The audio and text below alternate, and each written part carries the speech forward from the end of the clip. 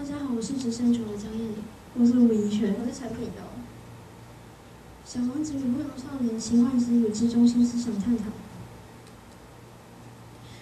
原本我们是选定小王子作为我们研究的题材，但后来在机缘巧合下，我们看到了《牧羊少年》一书，发现两者有许多共通之处，所以我们就决定将两书放在一起比较。我们希望能借由研究两书，来去探索现代人应有的生活态度。我们分为3个部分去研究。第一个，我们透过研究书中人物的对话、行为来去了解作者书写本书的，并将两书的中心思想互相比对，列出表格。最后，我们再将情节与人生态度作为互相连结。主角的性格背景与经历。小王子是一个十分好奇的人，总是，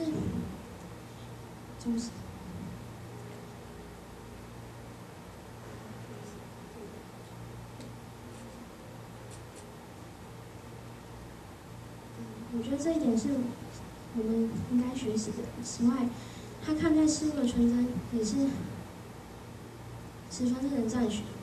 他总是能看穿事物的本质，而不被外在事物所迷惑。牧羊少年他毅然决然地放弃自己安定的生活，去追寻自己想看金字塔的梦想。在追寻梦想的旅程中，他遇到了许多人，许多好人也有坏人。最后，他更因此地找回了天地之心。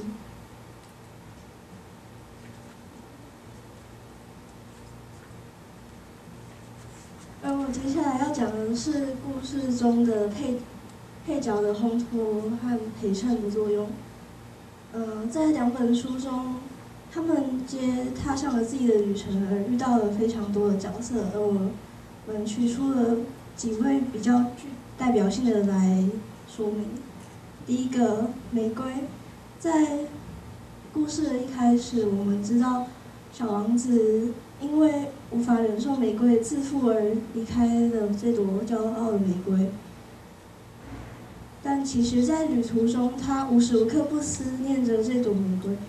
这代表着在我们的生活中，任何平凡的小事物都可以因为我们的关注而使得独一无二。即使你离开了他，他在你心中还是占有了非常大的地位。然后下一个狐狸，他和小王子是经过了驯养的关系而成为了朋友。在成千上万的人当中，有几位也是我们故事中所谓的狐狸，也是我们所说的朋友。但，在故事中，小王子因为无法承担爱的重责而离开了这只狐狸。在日常生活中，也代表着我们和朋友的关系也需要付出相对的责任。第3位国王，在小王子的眼中，他只是一位奇怪的大人，自以为可以统治整个宇宙，但其实他住的星球上面只有他一位人。这代表着日常生活中，只喜欢做美梦而不切实际的人。第4位爱慕虚荣的人。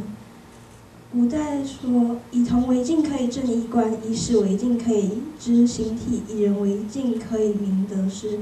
如果我们无法接受这面镜子的话，我们便无法知道自己的缺失，而成为了这位爱慕虚荣的人。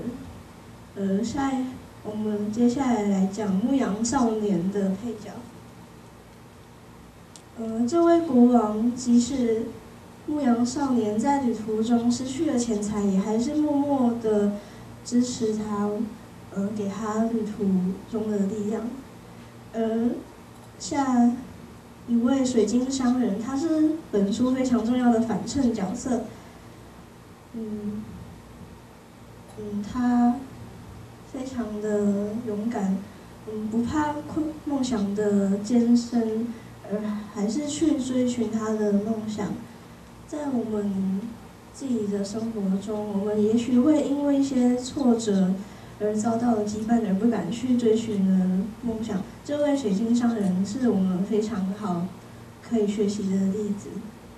而下一位英国商人，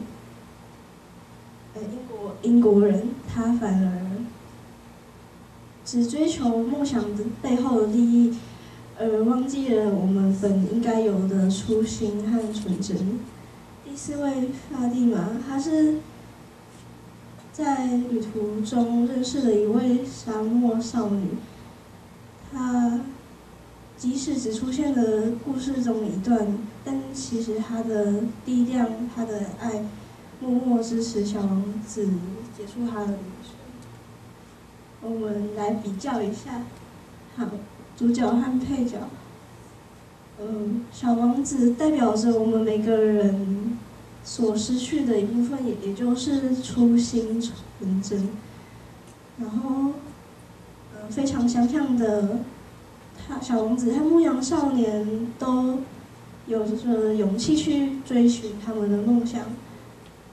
然后我们的配角，两书相反的，一个是可以看到自己的错误，一个成为了追寻梦想的因素。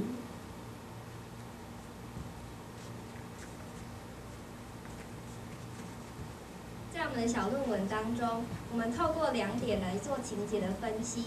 第一个是肉眼看不见的世界，请各位反思，我们是否都在无形中成了只重外在而忽略了内在的人？我们处在复杂的社会中，很多事情会掺杂了虚伪、欺瞒，还有心机。那会造成这种原因，可能我们为了保护自己；第二个，我们可能为了迎合他人。于是我们将自己包装得非常的完美，却失去了最真实的自己。那这其中的差别就是我们观察是透过肉眼还是透过心眼来观察。小王子这本书中曾说，真正的东西不是用眼睛可以看得到的。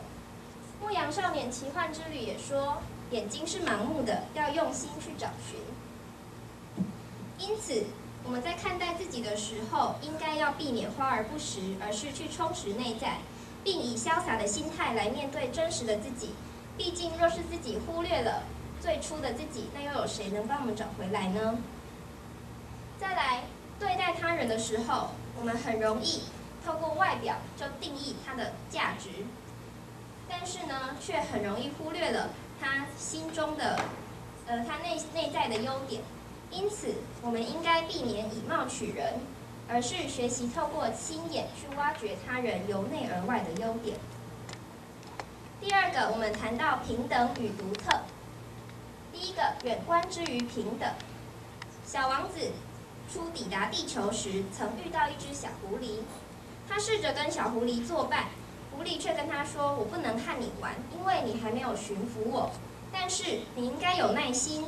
首先，你应该坐得离我远一点，然后你可以慢慢的靠近我。”这就是一种远观的距离。但是保持距离呢，不代表都是负面的，有芥蒂或者是有隔阂。它可以代表以一个客观的角度来观察，并维持在互相尊重的立场上。第二个，近看之于独特。小王子在地球上的一个花园中，发现了成千上万朵的玫瑰花。让他失落的是，这些玫瑰花和他曾以为独一无二的玫瑰花长得一模一样。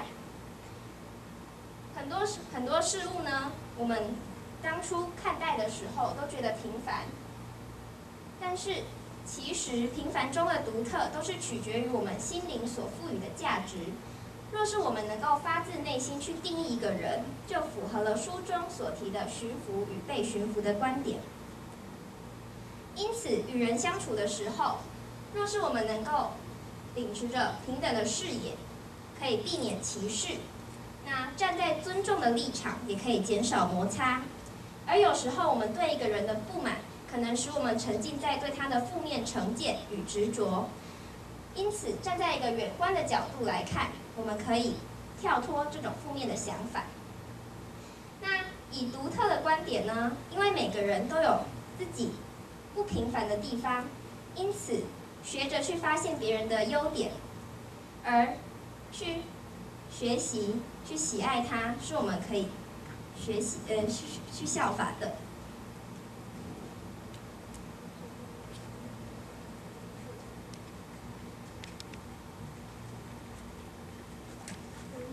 无论是小王子对玫瑰的爱，还是牧羊少年对梦想的坚持，觉得都是值得我们学习的。